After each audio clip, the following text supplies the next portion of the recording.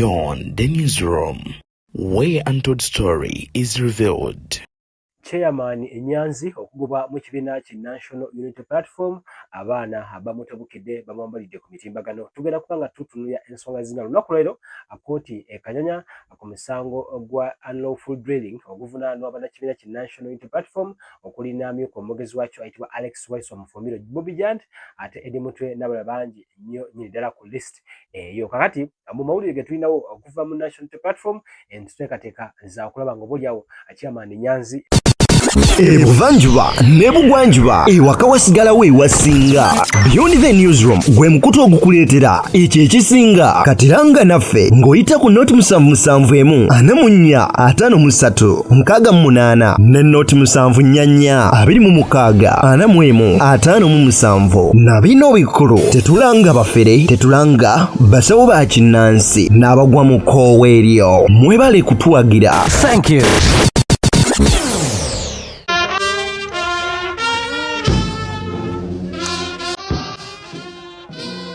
Chairman Nyanzi ebigambo ebimwogerwako abituuka ku nzikiriziganya lwaki abaana bamwambadde ku mutimbagano wonna bali kubanga bamukubagamba nti ono mpimpi lwaki state gweyitayo okulaba nga obaoliawo abamuteeka ku nninga asobola okubanga awaako obujulizi n'okusomezi nga 12 omwezi ogwa okubiri omwaka ogwedde 2025 waliwo parade egambibwa nti abayokwenda bagiyita y'amagye eno nga yaliko abawagizi b'ekibiina ki NUP ate kosa n'abamu ku bakulembeze wetwogerera wano abamu bakwatibwa okusingira ddala ba food soldiers wano nga Chairman Nyanzi enaku z'omwezi nga 17 bamukwata bamuabducting bamwamba byonna byonna byinza okibanga okiyita wabula ono yatwalibwa mu mmotoka n'asobola okuba nti yonna gye bamutwala eyo we yavaayo yagenda ku TV n'akola program gye njagala okuba nga nkujjukiza wano nabasinga wano we baatandika kubanga bamukubiramu ddala ebituli era ne bagamba bali mu kubanga bampushinga campaign okusinga ddala ku mukuto gwa Twitter ku X bagamba nti ono ave mu kibiina kyaffe musajja mubi nnyo olunaku leero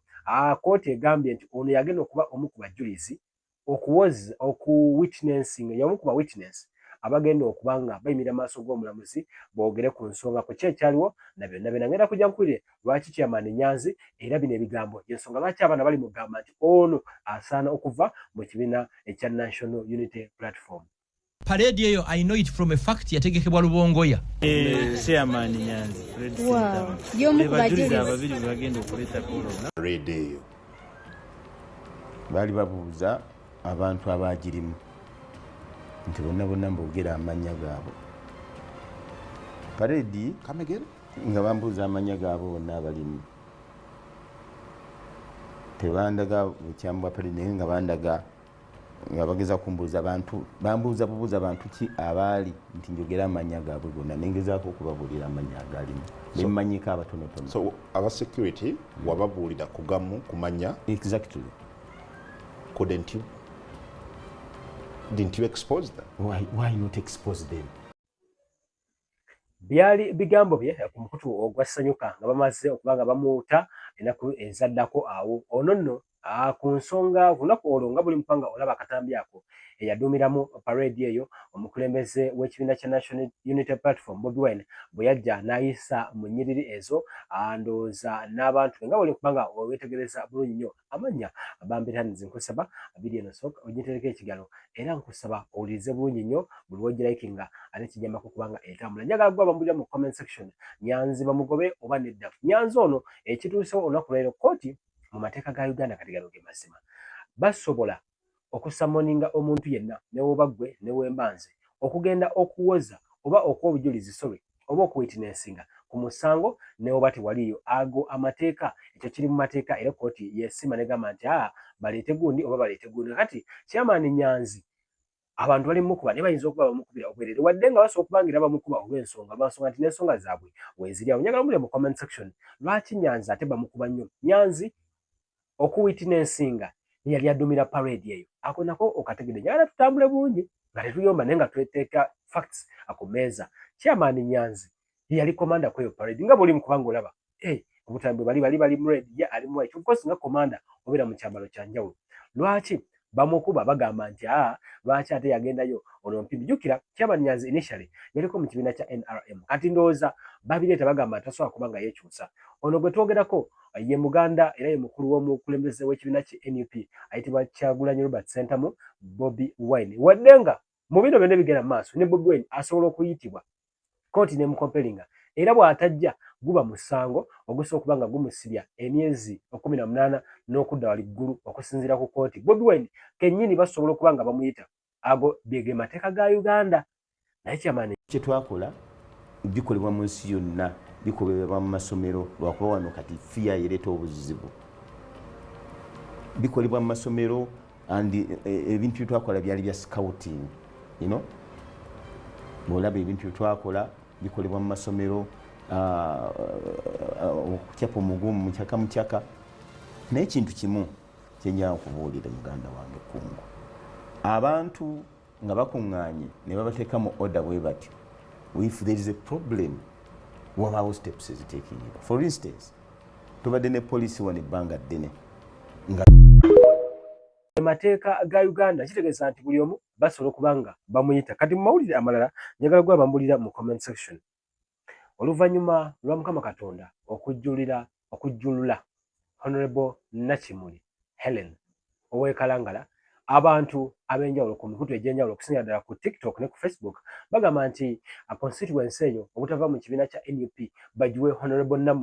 Namugga. Simanyi oba ku ffenna waliwo adawutinga obusobozi bwa Honorable Namugga. Ono nno nga bano bagamba nti okusobola okusigaza omuzinzi n'omukululo gw'omubaka Helen Nakimuli, Honorable Namugga jjukira abadde weri mawogola bamugjayo Sodo Ayine Kaguta. Kakati nga bano bo bakakasa nga bagamba nti ono asobola okuba nga kyajjukira omubaka taba wa constituency wata wa kitundu kyokka mwakiikira ayinza obba gy'ava naye akiikirira Uganda yonna kasatuka wali ku floor ya parliament. Njagala ombulire mu comment section abalala ne baleeta Babbi ne Honorable Namugga. Ekyo si kisemba, Babbi alina obuvunaanyizibwa obw'amaanyi ennyo obusinga oyinza n'okuba nga businga obw'omubaka bwa parliament. Tuli munyumyako olunaku olulala naye bobe badde bagamba nti baleete Babbi. Babbi bamulekeyo, obuvunaanyizibwa bwe bunene nnyo. Naye bo bagamba Honorable Namugga. Nange nyinza okusemba nabo naye gwambulira mu comment section gwe olaba kisobola okuba nga kikola amakulu. Kati bino bye birowoozo by'ebimu ku by'Abannayuganda ku nsonga ez'enjawulo. Waliwo nno n'emisolo egyaggiddwawo gwe Kadaama omusolo gwagusimattuse naye ate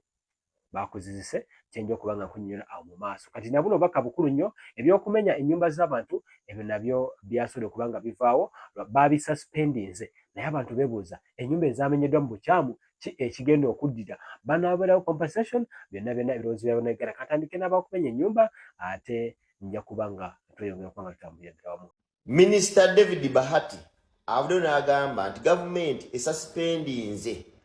esuspendinze enforcement zonna eza trade order across Uganda. Ekibuuzo kiri nti Minisita Bahati ne gavumenti ebintu by'abantu ebyonooneddwa mugenda bisasula? Yes, gavumenti esuspendinze trade order gyebadde yayisa, naye ekibuuzo kiri nti enforcement zino zoonoonye ebintu by'abantu, properties z'abantu ezonooneddwa mugenda zisasula. Lwaki nga temunayisa trade order eno temwasooka kukola consultation? Kiddamu Minister Bahati ne government before destroying people's properties, lwaki temwasooka ne mukola consultation ne mumanya what are the positives and negatives? Sometimes government you rush to do things. This was too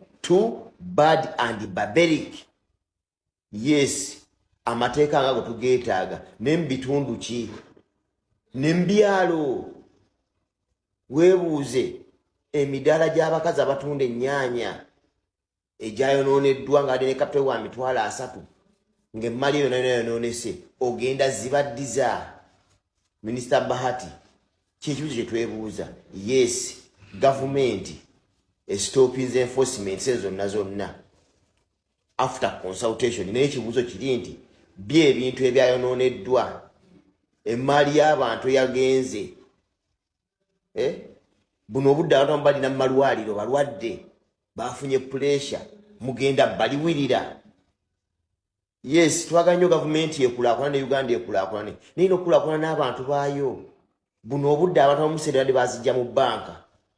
abasinga bali mu sako za gavumenti ate nga gavumenti egenda babanja. munazi basonyiwa kulwa Katonda n'ensi yange nenga nyongero bajjukiza mwe nawe temwerabira JS kupanga demone kuyuke molo bakolaki batundanga toyagala tukikashi genda bugenzi ku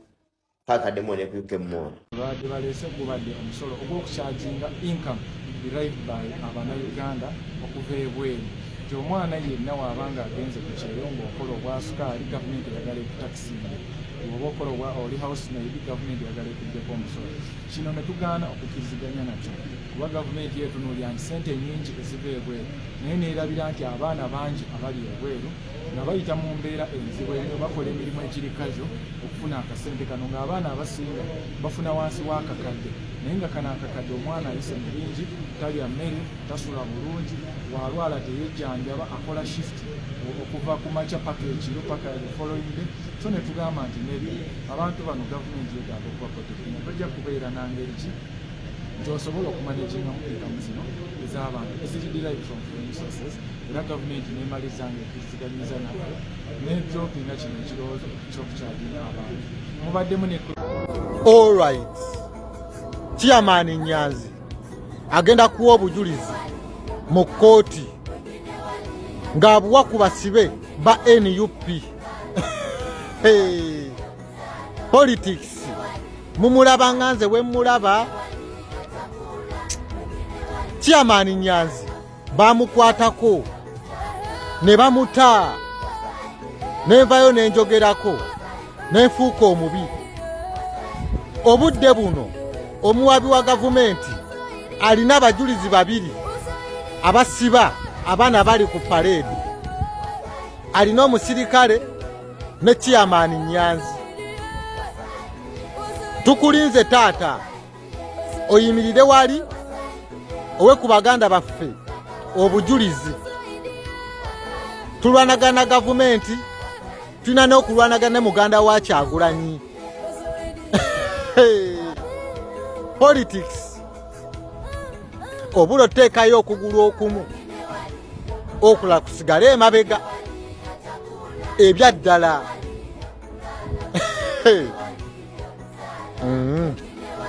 abanyiiga munyiige naye nga politics Chairman Nyanzi wuuyo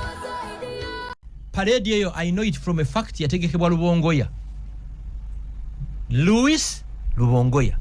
saba wandisi Lubongoya ye mumukwata ddi Lubongoya mumukwata ddi ateba mukwati kubanga Lubongoya ye yategeka parade eyo Lubongoya ye yayita ne Bobby Wine okujja ku inspectinga parade eyo emikyala we Nyanzi mumukwata ddi Nyanzi olwamukwata ennaku 2-3 n'abawa amanya g'abantu ne mumuta Nyanzi yapiyeringako mu kooti mirundi yakolanga bwati olaba wocha omwami Gashumba Olia nchiddemu parade eno yategekebwa Lubongoya ngata kwatibwanga ani ya inspectinga parade Kyagulanyi ne mukyala we Babi ngati bakwatibwanga Nyanzi ye bamukutwala ne bamuwa chai ne bamuwa sumbusa ne bamuwa pizza n'abawa listi y'abantu yatwalibwako mu kooti omusirusiru wali yaddala omugezi tegeera abantu bonna abali ku parade bagenda bakwata Nyanzi yadduse mu gwanga talimu mwali Lubongoya talimu mwali Kyagulanyi talimu wali mulimu ebyana n'ebyana n'abaana njala mbazze ku 2021 lwe bakwata Kyagulanyi Kalangala 2020 2020 yes General Kechi yakulira operation yeyo omugenzi kat Kyagulanyi bamuteka mu helicopter ne musula Kolo airstrip ne bamuteka mu double cabin empyanga ziliko n'obuveera ne bamwane KFC n'alya ne bamuza awaka n'alaba DSTV n'abaana be bakwata mu 2020 abana bakyali makomera I think 6 months later oba a few months later yes Nubianiri Edi Mutwe nabo bali bakwatiddwa ne bateebwa military court terms and conditions wa tebakkizibwa kufuluma ggwanga lyonna okujjako nga court martial bakiri yalinze a week later Kyagulanyi yali Belgium ne Nubianiri bakola mirimu kankubuzemu ekibuzo ekirala omusango gwa Kyagulanyi ogwaluwa gwakomawa ogw'emmundu ezali zebagamba gwakomawa ye gwakomawa mulimu ebyana n'abaana gwakomawa omusango kati gwe munnamawulire anoonyeza kinoonyerezeeko ate ogweruuka ate ogwa musolo ki yali vaati yali ki yali musolo ku masimu baguyitanga batya Samora omusolo Kyagulanyi project ya Yoweri Museveni OTT Kyagulanyi project ya Yoweri Museveni liaison officer wa State House mu Nuupu ye Rubongoya with the time mujja kitegeera naye nze mbyogedde bansuwingi bajja kutwala mu kooti bantwale tumekese machupa oletende ajaga nti bawayiriza kungu tumekese machupa oletende ku tubuuse biswa olete enkulukuku tuwugidde mu Indian Ocean ogambe gine emiga gya Katonga obuzati lwaki tebakwatibwa omuntu yategeka parade eyo Rubongoya njala bamukwate muchamuka nnyo buli kimuli babayita sijja kukosa kigambo sala kuvoola abantu n'ekigambo kine ekituufu mwawula kiwoomerera na kitawoomerera nkubuuzizza nyanzi taliwo bonna we bali mu ggwanga eri project ya Yoweri Museveni he's the smartest politician Uganda has ever had. The smartest? Yes, 40 years omanyi kitegeeza ofuga eggwanga emyaka 4 bw'ategeera nti Besigye amulemeredde akola bw'ati yasetingawo Nuupu esanyewo FDC bw'ategeera nti FDC eremye nnyo n'agitematemamu kati FDC eri mu group 2 eyani waliwo eya Lukwago nendala yabasemuju ate ya Nandala esigadde ani ya funding FDC mu kalwa kawedde State House Beza mpaka nga 15 omwezi ogwokutaano tujja kukomawo wano kuwulira abajulizi ba gavumenti era gavumenti egambye egenda kuyita abajulizi babiri omuli omusirikale wa poliisi Soma Armstrong ne chairman Nyanzi abajulizi ababiri bagenda okuleeta kola olunaku nga 15 Council in English kotegambye